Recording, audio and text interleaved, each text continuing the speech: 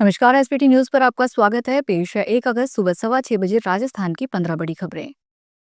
Rajasthan high court के मुख्य न्यायाधीश श्री राम कलपाती राजेंद्र ने गुरुवार को दौसा में डिस्ट्रिक्ट कोर्ट भवन के विस्तार का लोकार्पण किया। उन्होंने कहा कि मैं आशा करता हूं कि पीडब्ल्यूडी ने इस भवन में ऐसे प्रयास किए होंगे कि ये भवन कम से कम 50 साल का तो खड़ा रहे। हमने अखबारों में पढ़ा और सुना है कि स्कूल का भवन गिर गया, उसमें मासूमों की जान चली गई।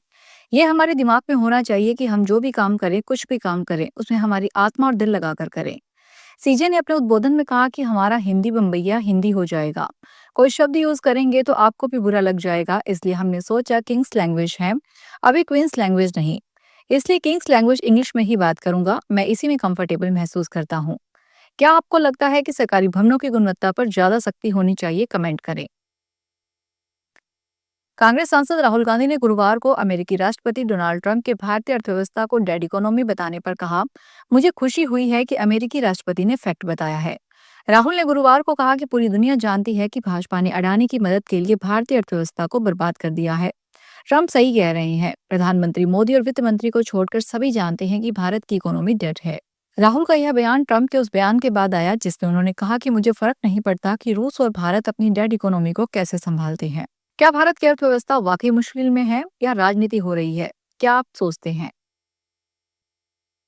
राजस्थान के मुख्यमंत्री भजनलाल शर्मा ने गुरुवार को जैसलमेर जिले के रामदेवरा में बाबा रामदेव पैनोरमा से बाबा रामदेव मंदिर तक पैदल यात्रा की। श्री शर्मा ने इस पदयात्रा के दौरान श्रद्धालुओं से आत्मीयता से मुलाकात की। श्रद्धालु भी अपने बीच मुख्यमंत्री को पाकर बेहद उत्साहित नजर आए। पदयात्रा के दौरान श्रद्धालुओं ने विभिन्न स्थानों पर मुख्यमंत्री का फूल बरसाकर तथा माला पहनाकर स्वागत अभिनंदन किया। इस दौरान मुख्यमंत्री ने बाबा रामदेव की ध्वजा थामे पैदल यात्रा की। इस भक्तिमय माहौल में लोक कलाकार लोकगीत गाते हुए पदयात्रा में साथ चले। क्या आपने कभी बाबा रामदेव के दर्शन के लिए यात्रा की है? कमेंट करें।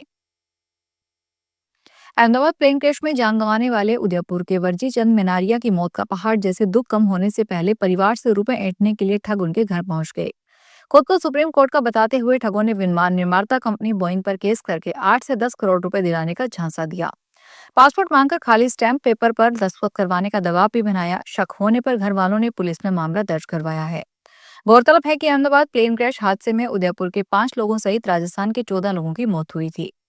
वर्दीचंद के बेटे दीपक मनोरिया ने वल्लभनगर पुलिस थाने में एफआईआर दर्ज करवाई है। वर्दीचंद मनोरिया उदयपुर जिले के वल्लभनगर पुलिस थाना क्षेत्र के रुंडेड़ा के रहने वाले थे। क्या आपने कभी किसी फर्जी केस या लालच देने वाले से सामना किया है? कमेंट करें। रिश्वत लेने के करीब 20 साल पुराने मामले में एसीबी कोर्ट कोटा ने आरोपी को सजा सुनाई है। न्यायाधीश अश्विनी शर्मा ने दादाबाड़ी थाने के तत्कालीन एएसआई सत्यनारायण यादव को 3 साल का कठोर कारावास की सजा और 30,000 के अर्थदंड से दंडित किया है। आरोपी तत्कालीन एसआई ने मारपीट के दर्ज मुकदमे में कार्रवाई नहीं करने की एवज में रिश्वत ली थी। सहायक निदेशक अभियोजन जया गौतम ने बताया, साल 2005 में परिवादी ने टीकमचंद ने एसीबी चौकी में शिकायत दी थी। शिकायत में बताया कि उसके खिलाफ दादाबाड़ी मारपीट व छीना झपटी का मामला दर्ज हुआ था।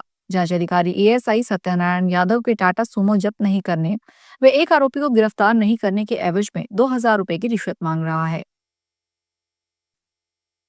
राजस्थान पुलिस ने साइबर धोखाधड़ी के एक बेहद खतरनाक ट्रेंड साइबर स्लेवरी को लेकर चेतावनी जारी की है। पढ़े लिखे और तकनीकी रूप से सक्षम युवाओं को विदेशों में आकर्षक नौकरियों का लालच देकर दक्षिण पूर्वी एशियाई देशों में फंसाया जा रहा है। यहाँ पासपोर्ट छीनकर उन्हें बंधक बना जबरन साइबर ठगी के लिए मजबूर किया जा रहा है। एसपी शांतनी कुमार सिंह ने बताया कि भारतीय युवाओं को लाओस, म्यांमार और कंबोडिया जैसे देशों में आईटी सेक्टर में सुनहरे अवसर का झांसा देकर साइबर अपराधी फांस रहे हैं। जॉब का लालच देकर मोटी सैलरी बताकर विदेशों में युवाओं को भेज देते हैं। क्या आपके जानने वालों में भी जॉब का लालच देकर विदेश जा चुके हैं? राजस्थान हाईकोर्ट ने भ्रष्टाचार से जुड़े मामलों में न्यायालय द्वारा सरकार के खिलाफ होने वाले निर्णयों के विरुद्ध अपील में देरी करने और अपील नहीं करने के सरकार के फैसले पर सवाल खड़े किए हैं। जस्टिस समीर जैन की अदालत ने आरएएस अशोक सांखला की याचिका पर सुनवाई करते हुए यह टिप्पणी की। अदालत ने कहा कि इस मामले में लगाए गए आरोपों की गंभीरता का हमें एहसास है। रिकॉर्ड पर जो तथ्य हैं उनसे लगता है कि राज्य सरकार और उसके अधिकारियों की भ्रष्टाचार के मामलों में अपील करने में देरी करने की आदत बन गई है। किसी भी मामले में प्रभावी और त्वरित डिस्पोजल के लिए जरूरी है कि उसमें देरी नहीं हो। अदालत ने इस मामले में सरकार को जवाब देने का निर्देश दिया है। साथ ही याचिकाकर्ता के खिलाफ किसी भी तरह की दंडात्मक कार्रवाई करने पर भी रोक लगा दी है। बूंदी के लाखेरी में एसीबी टीम ने गुरुवार को एसडीएम के रीडर करमवीर सिंह और संविदा कर्मी महेश योगी को 35,000 रुपए की रिश्वत देते रंगे हाथों गिरफ्तार किया है। शिकायत के सत्यापन के बाद एसीबी टीम ने ट्रैप की कार्रवाई को अंजाम दिया। एसीबी बूंदी के डीएसपी हरीश भारती ने बताया कि फरियादी रामावतार मीना निवासी लबान में शिकायत दी थी। उसके खाते की जमीन भारत माता प्रोजेक्ट के दिल्ली मुंबई एक्सप्रेसवे हाईवे के अधीन अवाप्त की गई थी। इससे जुड़ा विवाद लाखेरी एसडीएम कोर्ट में विचाराधीन था। श्रीगंगानगर में 86 वर्षीय बुजुर्ग महिला की हत्या लूट का गुरुवार को खुलासा करते हुए पुलिस ने आरोपी पोते को गिरफ्तार कर लिया। उसने मोबाइल ऐप के लिए लोन के लिए रुपए ऑनलाइन गेम में हारने पर वारदात को अंजाम दिया था। हत्या के बाद आरोपी ने सोने के जेवर और नकदी रुपए चुरा लिए और वारदात को लूट का रूप देने की कोशिश की। एसपी अमृता दुहन ने बताया कि 24 जुलाई को मनीष चुग ने मामला दर्ज करवाया था। रिपोर्ट में बताया गया है कि उसकी दादी द्रौपदी देवी की हत्या कर अज्ञात आरोपी सोने के जेवर और नकदी लूटकर फरार हो गया। पुलिस ने मुकदमा दर्ज कर जांच शुरू की है और एफएसएल, आरसीओबी व डॉग स्क्वाड की टीम को मौके पर बुलाया। तकनीकी साक्ष्यों और मुखबिरों की सूचना के आधार पर पुलिस ने मनीष को ही गिरफ्तार कर लिया। क्या आप मानते हैं कि मोबाइल एडिक्शन अब अपराध का कारण बन रहा है? अपनी राय दें। अलवर में मानसून की सबसे तेज बारिश गुरुवार सुबह से हो रही है। मौसम विभाग ने भी तेज बारिश का अलर्ट जारी किया है। कलेक्टर डॉक्टर आरतिका शुक्ला ने गुरुवार सुबह जिले के स्कूल और आंगनबाड़ी केंद्रों में छुट्टी के आदेश जारी किए हैं। सिल्लीसेट बाढ़ में आसपास के पहाड़ों से पानी तेजी से आ रहा है। ग्रामीणों का कहना है कि अगर इसी तरह पानी आता रहा तो देर शाम या रात तक सिल्लीसेट बांध भर जाएगा। 200 फीट रोड पर फ्रेंड्स गार्डन के बगल वाली सड़क का एक हिस्सा धंस गया। इसमें करीब 10 फीट चौड़ा गड्ढा हो गया। दरवाजे के पास तेज बारिश होने के कारण झरना उफान पर रहा।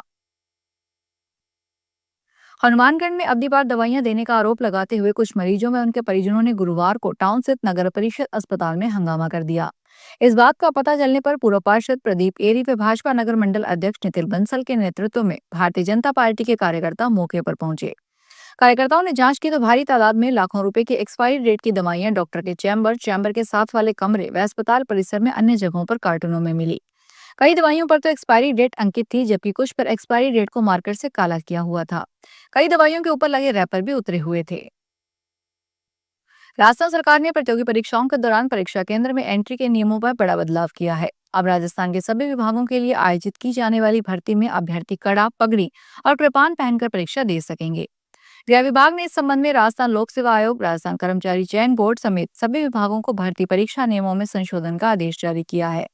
इस आदेश में स्टूडेंट की धार्मिक भावनाओं को भी ध्यान में रखने के लिए कहा गया है। दरअसल रविवार को जयपुर में न्यायिक सेवा भर्ती का एग्जाम देने पंजाब के तरन तारण से गुरप्रीत कौर पहुंची थी। यहाँ पूर्णिमा यूनिवर्सिटी में उसका परीक्षा केंद्र था। सिक्योरिटी स्टाफ ने उसे धार्मिक प्रतीक कड़ा कृपान उतारने के लिए कहा, लेकिन उसने ऐसा नहीं किया।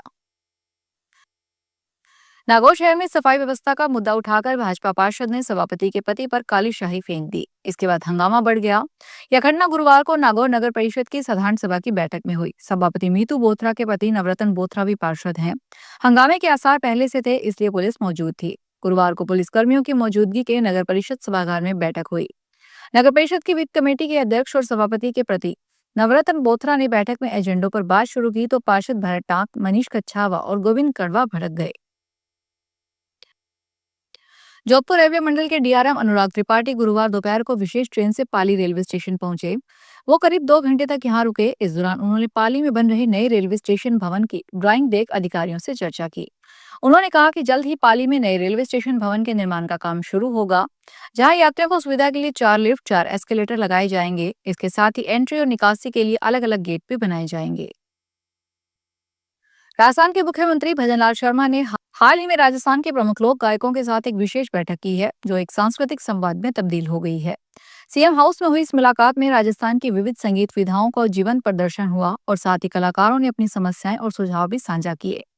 इस मुलाकात का एक वीडियो सीएम ने अपने सोशल मीडिया पर भी शेयर किया है। इस प्रभावशाली बैठक में मुख्यमंत्री की इच्छा पर सभी कलाकारों ने मिलकर मीराबाई का प्रसिद्ध भजन पायो जी मैंने राम रतन धन पायो को सुनाया।